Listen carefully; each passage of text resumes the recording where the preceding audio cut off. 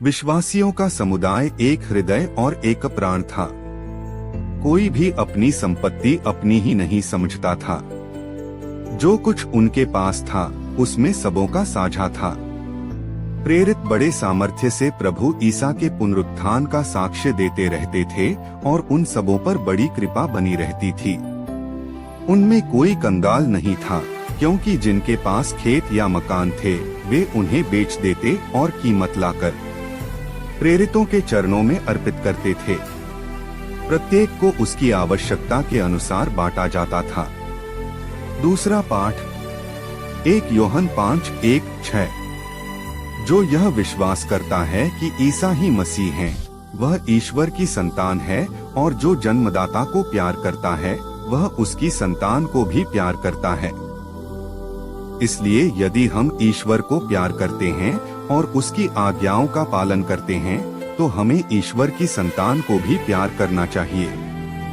ईश्वर की आज्ञाओं का पालन करना, यही ईश्वर का प्रेम है। उसकी आज्ञाएं भारी नहीं, क्योंकि ईश्वर की हर संतान संसार पर विजयी होती है। वह विजय जो संसार को पराजित करती है हमारा विश्वास ही है। संसार का विजयी कौन है? केवल वही जो यह विश्वास करता है कि ईसा ईश्वर के पुत्र हैं। ईसा मसीह जल और रक्त से आए, न केवल जल से बल्कि जल और रक्त से। आत्मा इसके विषय में साक्ष्य देता है, क्योंकि आत्मा सत्य है। सुसमाचार यूहन्ना 20:19-21। उसी दिन अर्थात सप्ताह के प्रथम दिन संध्या समय जब शिष्य यहूदियों के भय से द्वार बंद किए एकत्र थे, ईसा उनके बीच आकर खड़े हो गए। उन्होंने शिष्यों से कहा, तुम्हें शांति मिले। और इसके बाद उन्हें अपने हाथ और अपनी बगल दिखाई। प्रभु को देखकर शिष्य आनंदित हो उठे। ईसा ने उनसे फिर कहा, तुम्हें शांति मिले। जिस प्रकार पिता ने मुझे भेजा उसी प्रकार मैं तुम्हें भेजता हूँ। इन शब्दों के बाद ईसा ने उन पर फूंक कर कहा, पवित्र आत्मा को ग्रहण करो। तुम जिन लोगों के पाप क्षमा करोगे वे अपने पापों से मुक्त हो जाएंगे, और जिन लोगों के पाप क्षमा नहीं करोगे वे अपने पापों से बंधे रहेंगे। ईसा के आने के समय 12 में से एक थोमस, जो यमल कहलाता था, उनके साथ नहीं था।